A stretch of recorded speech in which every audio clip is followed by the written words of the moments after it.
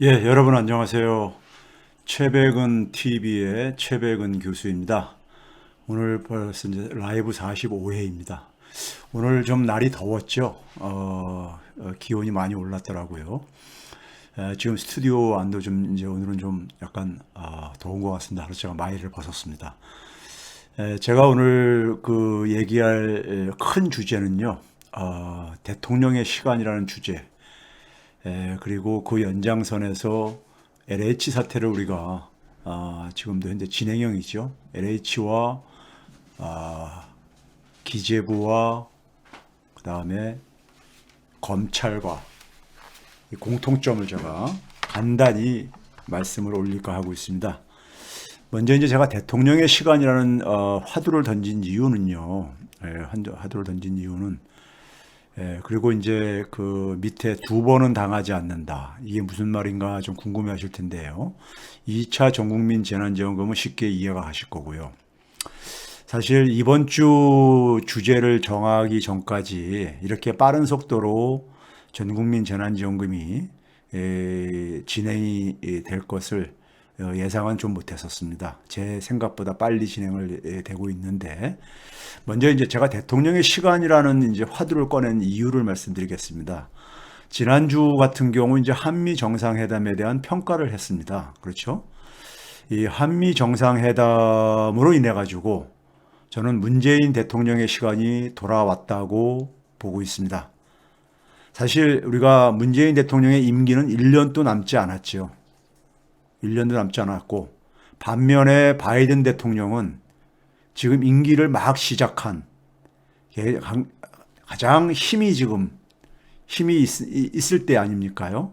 그래서 임기가 1년도 안 남은 대통령이 세계 가장 그러니까 우리가 힘이 강한 나라의 대통령을 그것도 임기 초에 만나서 얼마나 성과를 거두고 올까 이런 사실 많은 이제 우려도 없지 않아 있었습니다. 그런데 이런 1년도 안 남긴 상태에서 지금 인류 세계가 직면한 가장 큰 고통이 뭡니까요? 이게 코로나죠. 이 코로나 고통을 해결할 수 있는 홍익인간 리더십을 발휘하였습니다. 홍익인간 리더십을요. 바로 이제 미래 리더십이죠. 21세기에 필요한 미래 리더십을 보여주었습니다. 우리가 그게 바로 이제 우리가 이 글로벌 방역 파트너십이었죠. 글로벌 방역 파트너십은 K 방역 모델을 국제화시킨 차원을 넘어서 우리가 널리 인간을 이롭게 한다는 홍익인간 이념의 국제화를 의미합니다. 21세기를 우리가 주도할 수 있는 것은요, 우연이 아닙니다. 21세기의 리더십이 어떤 리더십이 필요한지를 이해를 한다면은 대한민국 국민들의 DNA, 바로 뭐죠? 홍익인간이죠. 홍익인간의 DNA가 지금 발휘가 되는 것입니다. 또 한편에서는 이번에 한미 정상회담에서 저는 또 주목하는 것이 뭐냐면은 지금 미중 간의 소위 신냉전이 진행되고 있잖아요. 향후 5년이 굉장히 아주 그 갈등이 고조될 수밖에 없는 시간이라고 제가 여러 번 말씀을 드렸잖아요. 근데 이번에 우리가 중국 문제를 우리가 처리한 것을 한번 봐보세요. 중국의 중자도 한 글자도 들어가지 않았죠. 그러면서 미국의 요구를 우리가 어떤 식으로 했습니까? 대만 해협 문제를 가면서 굉장히 민감한 문제죠. 중국은 주권 문제라고 하고 내정 간섭이라고 얘기하는 주제니까요. 그런데 그거를 어떻게 처리했습니까? 국제사회가 공유할 수 있는 누구도 부정할 수 없는 민주주의, 인권, 평화, 공동번영 이런 보편적인 가치를 중심으로 그 해결책을 제시했죠. 그러니까 인류사의 보편적인 가치를 중심으로 신냉전의 해결책을 제시했다는 점에서 이 또한 우리 단군 할아버지가 세상을 우리 대한민국을 만들면서 대한민국에 우리가 저 뿌리를 만들면서 이치로 세상을 다스려야 된다. 그래야지만이 그 공정성이 확보가 되고 모두가 그러니까는 승복을 하는, 그렇죠? 이치로 세상을 다스린다는 게 바로 뭡니까? 이화세계죠. 우리 대한민국 사람들이 우리가 각 가정마다 가훈이 있듯이 대한민국 국민들에겐 하나의 우리가 대한민국 국민들이 받들고 있는 하나의 이념이 있죠. 홍익인간 유화세계. 이 이화세계 이념의 국제화입니다. 그러니까 21세기가 제가 국뽕이 아니라 21세기의 리더십을 봤을 때 21세기는 대한민국이 주도할 수밖에 저는 없다고 봅니다. 그런 문화를 가지고 있는, 그런 DNA를 가지고 있는 나라가 대한민국뿐이 없기 때문입니다. 즉 대한민국이 20세기 선진국과는 다른 선진국이 될 가능성이 제가 높다고 하는 이유가 바로 여기 있습니다. 저는 그냥 감정적으로 얘기하는 사람이 아닙니다. 저는 말한 거에 대해 책임을 져야 되는 사람이기 때문에요. 미국이 21세기의 파트너로 대한민국을 선택한 이유입니다. 영국이 아니고 독일이 아니고 일본이 아니고 대한민국을 파트너로 선택해야만 한 이유가 여기 있습니다. 솔직히 눈에 보이는 역량, 우리가 이번에 배터리라든가 반도체를 협력하기로 했다고 하지만은 주요 선진 국가들도 다 그런 산업 경쟁력을 갖고 있죠. 정도 차이가 좀 불과할 뿐이고요. 근데 현재 진짜 미국이 필요로 하는 것이 무엇인가를 한번 생각을 해보시면 지난주에 제가 말씀드린 대로요. 답이 보입니다. 사실 대한민국은 오래전에 변방에서 중심으로 이동하였습니다. 그리고 중심으로 이동하는데 그 힘은 문화였고요. 문화의 원천은 제가 늘 얘기하듯이 K민주주의였습니다. 우리 지난주에 또 하나 행복한 뉴스가 전됐죠. BTS가 2021 빌보드 뮤직 어워드 4관왕의 영예를 얻었죠. 즉 문화는 이미 오래전에 세계의 중심이 되었습니다. K문화와 K문화를 만들어낸 K민주주의 등 소프트 파워가 대한민국의 힘이고 그 힘을 미국이 필요로 했던 것입니다. 그리고 제가 오늘 초점을 맞추고 싶은 얘기는 문재인 대통령이 귀국하자마자 흔들리던 대한민국의 중심을 다시 잡아주고 계십니다. 지금 민주당이 제 역할을 못하고 있잖아요. 국회가 제 역할을 못하고 있잖아요. 굉장히 중요한 시점인데. 그렇죠? 근데 임기가 1년도 안 남으면 되게 역대 대통령은 레임덕에 빠지잖아요. 그런데 오히려 국정의 중심에 등장을 하였습니다. 그 자신감으로 지난 금요일 날 5월 29일 날이었었죠. 국가재정전략회의를 주재하였습니다. 이게 여기에요. 상당히 중요한 의미가 담겨 있습니다. 제가 지난 일주일 동안 계속해서 이번 주 일주일 동안 계속해서 이 주제를 많이 다룬 이유가 있는데 대통령이 가장 강조했던 키워드는 뭐냐? 확장 재정의 기조를 유지하라고 명령을 했습니다. 사실 지금 경기가 회복되는 시점이기 때문에 많은 그러니까 우리가 부패 세력의 나팔수 역할을 하는 전문가들이 무슨 지금 확장 재정이냐 이런 얘기들을 막 쏟아내고 있잖아요. 경기가 회복되고 있는데 정부는 이제 손 빼야 되지 않느냐 이런 얘기를 하고 있잖아요. 기재부가 그러한 입장을 평상시에 항상 재정 건전성 타령을 하고 있는 재정 안정 타령을 하고 있는 기재부에 그 말이 나올까봐 대통령이 먼저 선제 제압을 해버렸죠. 확장 재정의 기조를 유지하라고 명령을 내렸습니다. 제가 그동안에 개인적으로요. 제 최백은 TV에도 많이 올렸죠. 다른 데서 얘기한 것이었고요. 정부와 민주당이 해야 될 세 가지 과제를 얘기했었습니다. 세 가지 과제를요. 두 가지 과제를 대통령이 이번에 국가재정전략회의에서 입장을 정리하셨어요. 그게 제가 오늘 주제로 담고 있는 두 번은 당하지 않는다 2차 전국민 재난지원금의 내용입니다. 그동안 제가 첫 번째로 본인이 계속 얘기했던 게 뭡니까요? 내년도 정부가 지금 이제 교체되는 시점이죠. 근데 내년도 예산은 굉장히 중요한 의미를 갖습니다. 왜? 내년도 4기 민주정부, 개혁정부의 첫 해입니다. 첫 해요. 첫 해는 굉장히 중요합니다. 왜? 주요한 개혁 과제들을 추진을 해야 됩니다. 그런데 첫 해에 경제 성과가 안 좋으면요, 힘이 빠집니다. 힘이 빠지지요. 그렇죠? 첫 해의 경제 성과를, 경제적인 환경을 우호적으로 만드는 것이 굉장히 중요합니다. 노무현 대통령 때도 2003년도 첫 출범하는 해 경제가 굉장히 안 좋았어요. 그렇죠? 그 경제 성과를 만드는 데 가장 중요한 게 뭐냐? 예산입니다. 재정이죠. 근데 내년도 예산은 문재인 대통령하고 관계가 없는 거예요. 떠난 후니까요. 그래서 대개 떠나는 대통령이 챙기질 않습니다.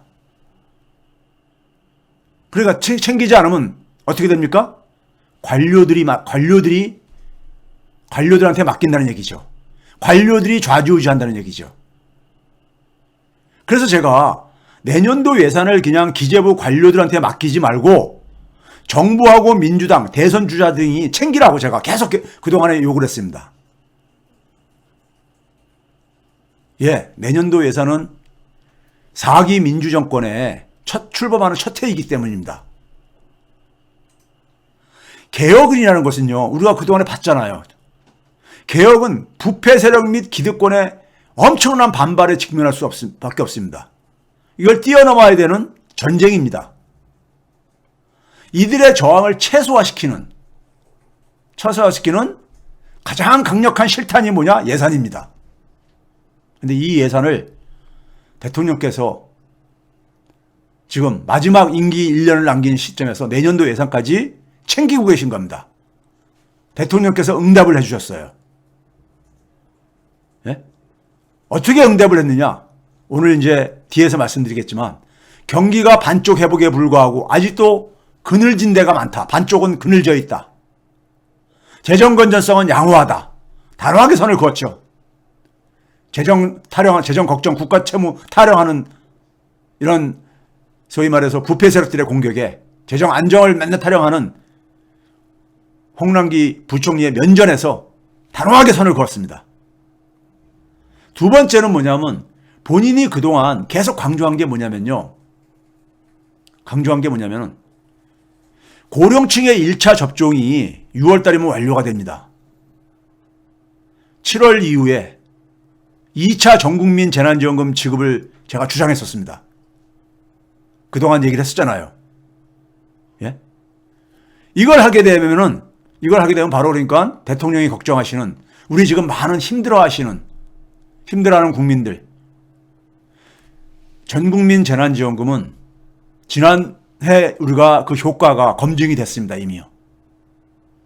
경기 부양에 가장 효과가 있고 자영업자 지원에 가장 효과가 있고 왜? 그 돈이 다 자영업자들의 주머니로 들어갈 거기 때문에요. 지원되는 돈이요. 그 다음에 소득 분배도 가장 효과가 크고요. 그렇죠? 그래서 제가 전국민 재난지원금을 줘야 된다. 그래가지고 그 여세를 몰아서요. 연말에 우리가 무엇을 해야 되느냐 뒤에서 말씀드리도록 하겠습니다. 자, 이렇게 대통령이 귀국하자마자요. 해외에 나가서는 누구도 흔들 수 없는 나라의 위상을 만들고 오신 거예요. 그리고 그 국내에 들어와 보니까 나라가 흔들리고 있단 말이에요. 흔들리는 나라의 중심을 또 잡아주신 거예요.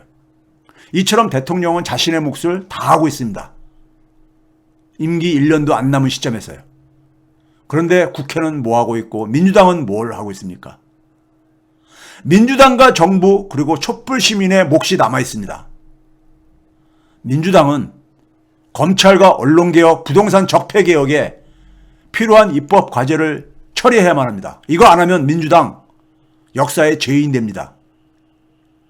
검찰과 언론개혁에 대한 언급은 반복하지 않겠습니다. 민주당이 최근에 보게 되면 민주당 지도부 일부가 부동산 정책을 부자 감세로 얘기하는 분들이 있습니다. 부자 감세는 모피아의 의도한 결과물이라고 제가 수차례 얘기했잖아요. 이렇게 이어가려고 그동안에 모피아들이 장난을 쳐왔다. 부동산 정책에. 부동산 정책, 민주당이 해야 될 부동산 정책은요, 잘못 낀 첫 단추를 정상화하는 겁니다. 그 잘못 낀 첫 단추는 바로 뭐냐? 기본주택형 장기 공공임대의 대규모 확충입니다. 여기에 필요한 예산을 기재부로부터 확보해내야 되는 겁니다. 기재부가 지원을 안 해줘요. 두 번째, 문재인 대통령이 국가재정전략회에서 말은 더 나은 미래를 대비해야 된다. 코로나 재난 이후의 미래를 대비해야 된다. 이런 얘기 하셨어요. 당연한 얘기입니다. 재정이라는 것은 1년 예산만 그치는 문제가 아니에요. 대한민국의 미래를 그러니까 우리가 고민을 해야 되는 것이 담겨야 되는 겁니다. 대한민국의 미래는 국민들, 특히 청년들이 새로운 시도를 그러니까 새로운 시도를 활성화시켜줘야 됩니다. 청년들이 새로운 시도를 하지 않는데 대한민국의 미래가 어떻게 열립니까? 그래서 기성세대와 대한민국 정부는 청년들이 새로운 시도를 할 수 있는 환경과 기회를 제공해주는 것이 최소한의 의무이자 책임입니다. 그래서 청년 기본소득의 도입부터 해야 됩니다. 정부와 국회는요. 청년의 절규를 이해하지 못하는 한 청년들로부터 공감을 얻는 것은 불가능합니다.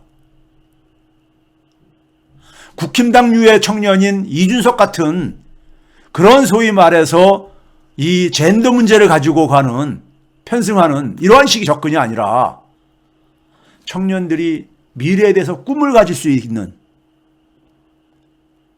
자신들은 기성세대보다 기회가 부족하다고 생각하는 청년들이 그러니까 희망을 가질 수 있게 그러한 기회와 환경을 제공해주는 그러한 정책을 내놓음으로써 청년들한테 공감을 얻어내야 되는 겁니다. 그러면 청년들의 마음이 돌아섭니다.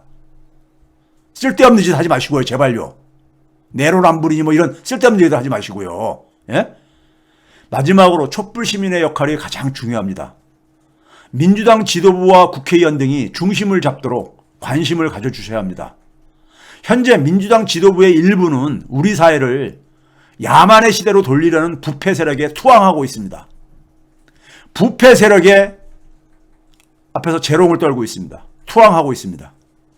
오늘 송영길 대표의 사과문을 보았습니다. 민주당은 검찰개혁의 희생양인 조국 교수를 지킬 수 없음을 확인시켜 주었습니다. 노무현 대통령을 잃고 촛불시민은 다짐했습니다. 다시는 우리가 사랑하는 사람들, 검찰개혁의 희생양으로 만들지 않겠다고 우리는 노무현 대통령에게 다짐을 했습니다. 약속을 했습니다. 우리는 야만에 무릎을 꿇을 수 없습니다. 촛불을 다시 점화시킵시다. 집단 면역이 완료되는 하반기에 촛불을 재점화시킵시다. 대통령의 시간을 촛불 시민의 시간으로 이어가야 합니다. 여름에 전국민 재난지원금 주고요. 하반기에 촛불 재점화하고요. 그 연장선에서 4기 민주정부를 출범시켜야 합니다. 이것은 민주당이 하지 못합니다. 촛불 시민만이 할 수 있습니다. 촛불 시민이 촛불을 재점화해서 민주당을 견인해 가야 합니다. 그리고 하반기에는 민주당의 소위 대선 후보도 결정이 날 겁니다. 그 대선 후보를 중심으로 개혁의 드라이브를 걸고 그 연장선에서 4기 민주정부를 출범시킬 수가 있다고 저는 확신을 합니다.